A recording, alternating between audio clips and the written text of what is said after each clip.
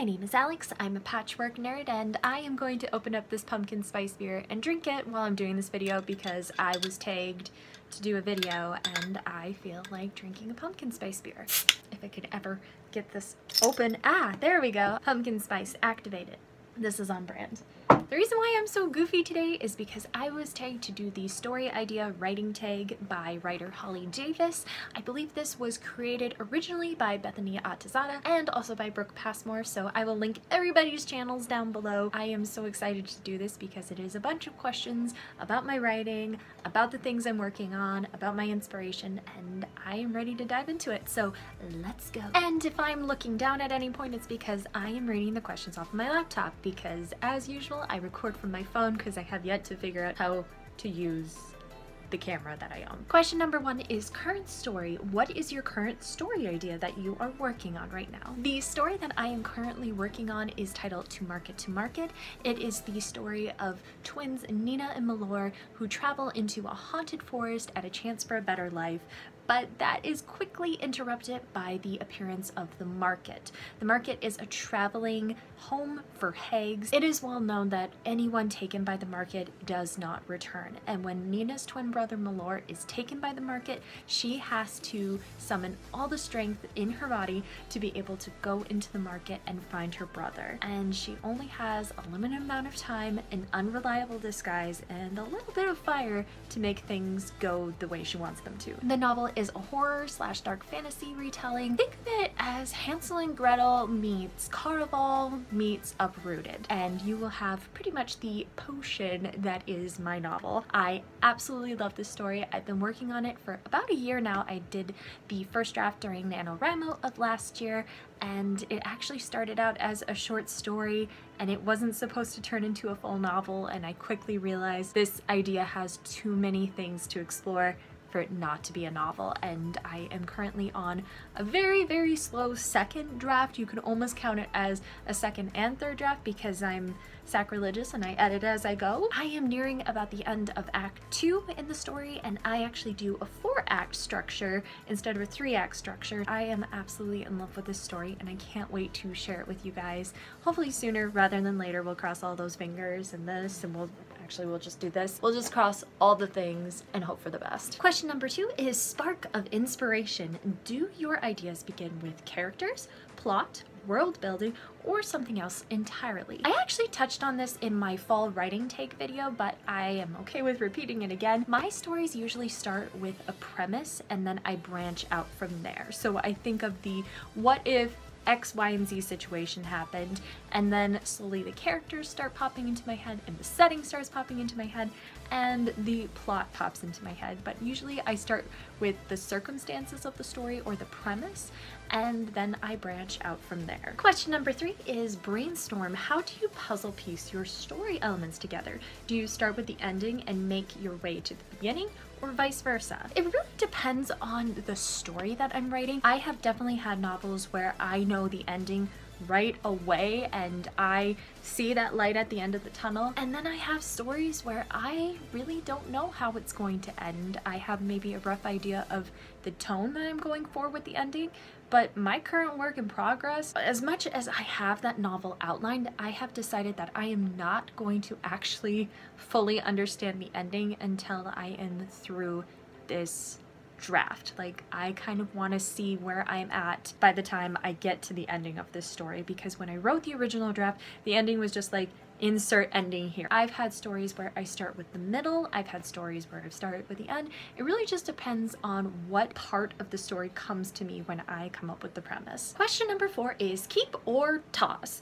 How do you know when you want to keep or dump a story idea? I'd like to think that I am a recycler of story ideas. I never fully send things to the trash compactor. I will borrow and steal little pieces of stories and put them into new stories. And I have so many stories that I wrote when I was younger that were terrible writing, but I've seen little pieces of those stories get sprinkled into other pieces that I have written since then. I always feel like there is some significance and there is some importance to every idea you come up with, and maybe you're not ready to execute that idea yet, or maybe your skills aren't quite where you need to be able to write that idea successfully, but I always feel like there is something to be gained from every idea that you write. I guess I don't fully dump ideas, I more just put them on the shelf and say, hey, I'm either gonna come back to this eventually, or I'm gonna pick it apart and Frankenstein it together. It's like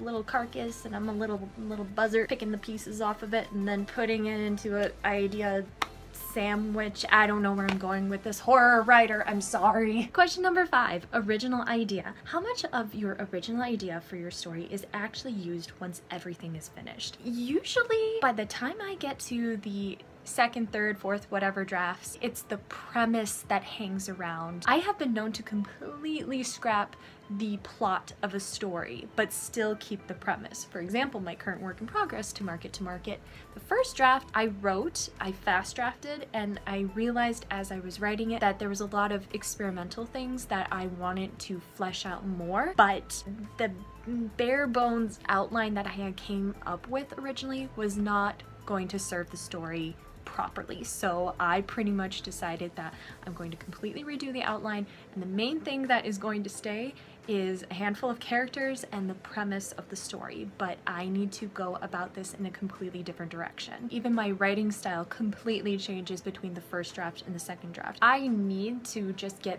the ideas down on the paper, because then I can quickly decide what is working and what isn't working.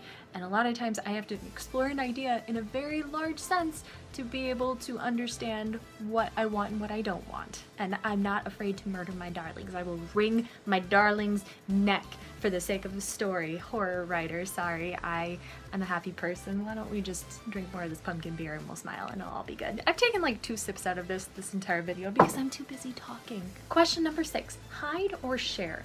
Do you share your book ideas with friends or keep them secret? For the longest time, I would keep my writing so secret. Back when I was a kid, I had secret journals and secret notebooks that I would hide like under my pillow or in different like crevices in my room, because I, for some reason, just always felt like I had to be very secretive about my writing. And I think I was naturally paranoid about someone taking my idea or somebody stealing a concept from me, and I just get all sorts of fluster, so I felt it was better to just hide my writing from the world. And the reason why I share so many of my concepts here on my YouTube channel is because I'm trying to get over that fear of sharing and feeling rejected. Granted, if I am having a conversation with friends who aren't really into writing or reading, I usually just kind of don't talk about writing or reading with them, because I just assume that's not their interest and they don't want to hear about it. But with my friends who are writers and avid readers, I will talk to them all day long about writing and reading and all sorts of story ideas, because why not? Why not bounce ideas off of each other? That's just a lot of fun to me. Question number 7, dream. Have any of your book ideas originated with a dream or nightmare? Back in the day, I used to have very, very vivid dreams, and the older I've gotten, the more my dreams have mellowed out.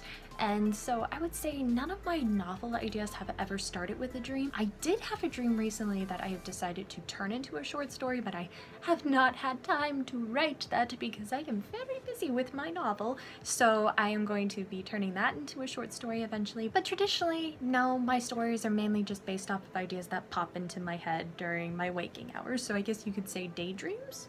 Base them off of daydreams? Yeah, let's go with that. Let's go with that. Question number 8, doppelganger. Have you ever had an idea for a story but then see a similar premise in a book, TV show, or movie? I have definitely had this happen to me before. I actually feel like the last novel that I was working on is all of a sudden very similar to several things that I didn't know about when I started that draft. I feel like there's always going to be a similarity that you find with all sorts of different works in progress, especially when you're writing fantasy or horror like I am. I feel like there's always threads of things that are going to seem very similar to yours. I guess yes, is the short answer. Can I have a short answer? Short answers don't exist in my world. Question number 9. Big screen inspiration. Have any of your favorite movies or TV shows sparked ideas for scenes in your book? In my current book, no, not really. I don't watch quite as much television and movies as I used to, but one of my first stories that I wrote in middle school, it was a chapter book. It was a YA fantasy story. I definitely was really inspired by Lord of the Rings with that novel. It started with that concept. So yeah, I've been inspired by other media before, and I think it's really great to absorb as much media as you can because you get a really good feel for tone with storytelling, and you get a really good feeling for aesthetic, which I feel is extremely important to writing, and that really teaches you a lot about your style and mood that you want to have and the atmosphere you want to have in your writing. So I say absorb all of that stuff like a sponge because it is going to just make you stronger with creating the types of stories that you want to make. And question number 10 is nostalgia. What is the oldest first story idea you can remember coming up with or writing down? So I have 2 examples that I want to share because the first was my first experience with storytelling, and it was when I was too young to be able to read on my own. There was this book in my library that I picked out from my mom to read to me, but the problem was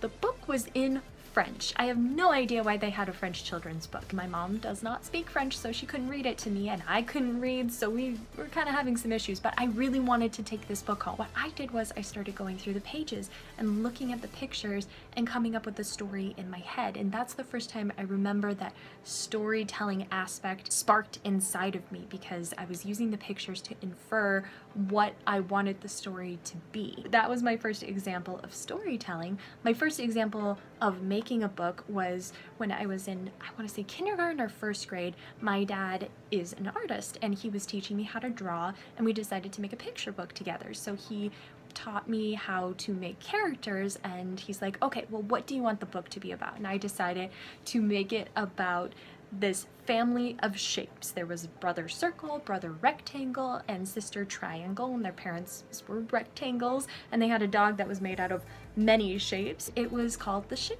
Family. My dad taught me how to make the shapes into little characters, and I made a little book and stapled it together. So I would just constantly flip through it and be like, this is my book. This is my story that I created, and I would feel so proud. So that completes the story. Hi? No, I want to Snapchat a picture of Mom. Of what? Of my sauce. Oh, okay. Oh, okay. Make sure you make a blooper reel. Do something funny to make this blooper. Wanna bing bong? Good job, honey. Uh-huh, I Good tried. job. Okay. Wait, wanna mingo. Go make your sauce, honey. Wanna mingo. Go.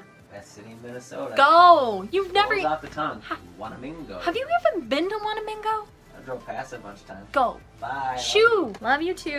So that completes the story idea writing tag. I hope you guys had fun watching this, and I hope Editing Al loves me for the 20 minutes of footage that she's gonna have to edit. You can do great. It'll be fine. And I would like to thank Holly Davis for tagging me in this, and I would also like to thank Brooke Passmore and Bethany Atazada for creating this video. I am going to tag Mandi Lynn. I am going to tag Kari Weeks and hopefully get her to make new videos because I want to see them. And last but not least, I am going to tag Kim Chance. And if you guys have already done this video, oopsie daisies. I'm rather goofy right now, so I am going to end this video right now. But if you are interested in a writerly chat, join me over on Twitter every Sunday at 10 a.m. Central Standard Time for Writer's Patch. And thank you to my Patreon supporters, and thank you for you watching, and hit that happy little subscribe button down below if you are new to my channel. I post new videos on Mondays. And finally, as always, keep writing, keep laughing, and most importantly, please keep encouraging each other.